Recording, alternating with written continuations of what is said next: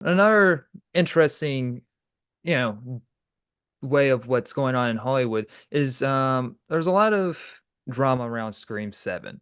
And I don't know if you heard about this, but Melissa, what's her, I don't know her to say her last name. I have her name pulled up right here. Melissa Barrera. I think that's how you say her name. She was one of the main characters in the previous Scream movies. Um, Hmm. and she was fired because a couple months ago she said something online about the Israel stuff, what's going on in Israel, and it's Hmm. from what I remember, it was nothing negative, but the studio did not like it, and it's like, and they, I don't, and now we don't know what actually happened. All we know is that she was fired and she was let go, and and not to, and we're not going to really talk about that drama that happened. Don't, uh, Hmm. they want to move on from it. That's their own doing. But then that end up having Jenna Ortega leave the project. So now Scream 7 is kind of like in this mess of like, where do you go with it? And it's like, and a lot of people are saying bring back Neve Campbell then. And so, and it's been confirmed that Neve Campbell will be returning for Scream 7, and as well as Courtney Cox. So this springs, I don't know if, No, did you see the previous Scream movies? I did. I actually do like them. Yeah, I like five. Um, Six is a little. I like five more than six, but six was still decent. Um, it's just I don't know from a story standpoint, it's going to be very confusing, or not confusing, but it's going to be interesting how they just like, all right, so forget about the sisters, ignore them. We're going to focus back on Neve Campbell, and we're never going to bring up the sisters ever again because we we made a decision to fire somebody.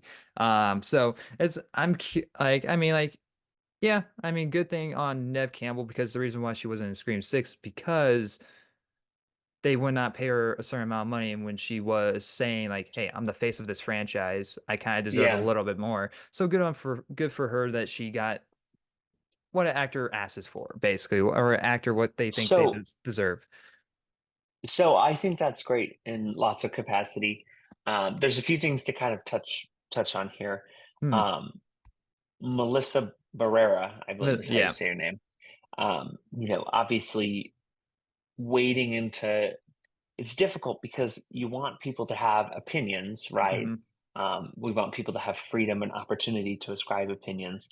But in some cases, there are obviously consequences for You can decisions. speak your mind, but Yeah, you but you have to be represent, okay with the consequences. yeah, And that's regarding, comments on, Palestine, Ukraine, Taiwan is a big one right now, or just comments in general about political candidates or anything, political yeah. policy. Yeah, you understand that if you have a platform and you say something, regardless of whether or not whomever agrees with it, um, you know, you're putting yourself in the public arena for public opinion. Yeah. And so, Well, it's interesting. this is the way I see it. It's like you're representing somebody, and Sure. if you go say something and it does not turn out well, that hurts them. And so Yeah, and in this case, I don't think she got backlash from like the audience, but the studio's like probably was like, this is a tough subject. You probably shouldn't talk about this. And if they just, and the one thing I've been curious about is like, did they ask her not to do that or ask her to take it down, or did they just straight up fire her? Which yeah, I I, feel like I they don't think we'll just, ever know. no, we won't. But if they Yeah. if they ask her like, hey, you need to stop talking about stuff like that, you need to take that down, and she said no, and they'd be like, well, okay, in that circumstance, it's unfortunate, but we have to go our separate ways. Then that's fine on the studio's part because then they at least tried. But if they straight up went like, nope, you're out, get out of here, that's like, okay, Well, well, that's a little and bit. here's the thing, I went and I read the thing about, they explained that what she posted, they believed, and I'm saying they believe because I don't know it well enough to make, form an opinion, Hmm. but they believe to be anti-Semitic. Yeah, And so, the question is, not what I believe, because obviously I'm that's what I'm the not the studios producer, believe. and I don't know what she said exactly, so I can't give a good perspective on it, right? I mean, I Um, can look to see if the post is still up and I can read it if we have time, yeah, but but then that there's will just no start a whole that argument. doesn't change, yeah, and that doesn't change what happened. No. Some people feel this way or that way, or believe that this is the right thing. I think the better thing that it kind of opens the door for is, does Neve Campbell return for Scream 7 if the other two actresses don't do it? And I have to be honest, I don't know. I think what they ran into, the producers and the director and whatnot, I think they run into an issue where they needed a name to kind of not redeem Scream, but like I don't even know how to explain it. They needed somebody back because they ran out of actresses that they had been relying on, right? And Yeah. so they're like, hey, she wants to come back, but we're going to have to pay her. We're Yeah. just going to pay her. Yeah. And so it worked, and it's good for Neve. I think it could be good for the franchise depending on the way they go. I know a lot of the ones that they do, you're like, another one, Yeah. but they can be entertaining. They're kind of fun. So Well, um, I like the scary movies where they make fun of Scream. I think yeah. those are great.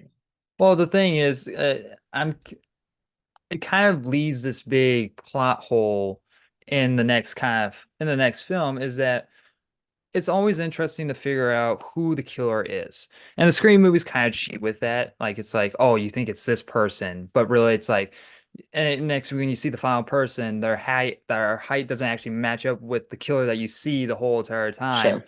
Or but with this next one, it's like, okay, so Neve Campbell's coming back and Courtney Cox is coming back. Those are the only two people that you really are from. Those are actually the only two from the original that are, or any previous one. Well, I mean, they might but bring back that's all you need. who else is coming back? Well, You're could like, come back. hello, Sydney. Well, yeah. Sydney is Sydney. Like, Well, come I on now. know. Well, I mean, but the point is, it's like if whenever you see a new character, it's like, okay, well, I'm not gonna get attached to you because you're just gonna be one of the killers. I don't care. But with they were setting up with Melissa's character, is that she could have ended up being the next Ghostface, and that would have been interesting, and it would have been and that would could have been an interesting, like heartbreaking with Jenna Ortega's character because it seemed like they were going from that mental state in a little bit. Uh, Uh, See, but the problem is that all of these, and we saw it with Disney, where they were trying to make a whole series around Kane. I always forget his name, yeah. the actor, and My it's like, is Jonathan it Majors. Jonathan Ed? Yeah, Yeah, Jonathan okay, Majors. yeah. So you put a bunch of eggs in the basket of like, oh, this person's going to be great, and it's like, well, instead of continuing to build those types of arcs, you really need to, review what are those characters or what are the aspirations of those actors or things. Otherwise, we're just going to run into issues where you're like, yeah, we're going to make this movie. We already have them signed up for 18 more. And it's like, Yeah. really? Why don't you just focus on one at a time, make it Well, really good the content, the and then, difference between Kang and Jonathan Majors with this situation is that Kang was not an interesting character to most audiences. Like sure, most audiences saw Kang for the first time in Ant-Man and the Wasp: Quantumania, and that put a bad, when people looked at Kang after that movie, it's like, why am I afraid of this guy? Ant-Man beat his ass. that's Uh, true. and so that kind of just ruins Kane as a cool character. And it's like it made and didn't make him really threatenable. So but with Melissa's character, people really liked her character. People wanted to see her come back. And they were leading her into and people were interested in seeing what her next step was.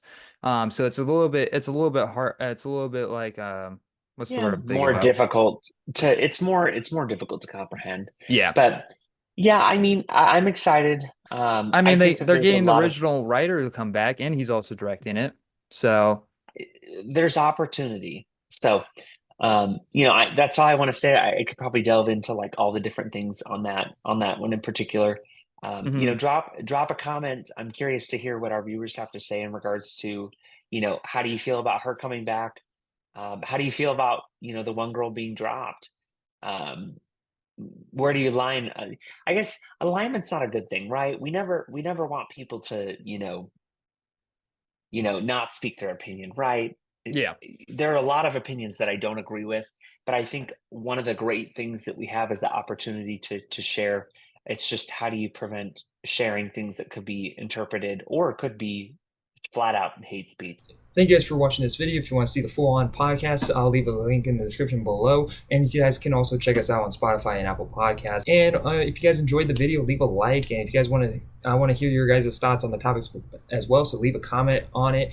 And if you guys are new to the channel and you guys enjoyed what you saw, hit that subscribe button because we have a lot of other stuff on the channel. As a reminder, this is a monthly upload on the Big Talk with Austin, and this will also give you guys the opportunity to submit some topics to us that happen throughout the month. So if you guys want to do that, go check me on Twitter and follow me there. Tag me whenever something interesting pops up that is movie reviews, TV shows, any like pop culture related type of stuff. Anyway, guys, thanks for watching. Like always, I'll see you guys next review. Bye, guys.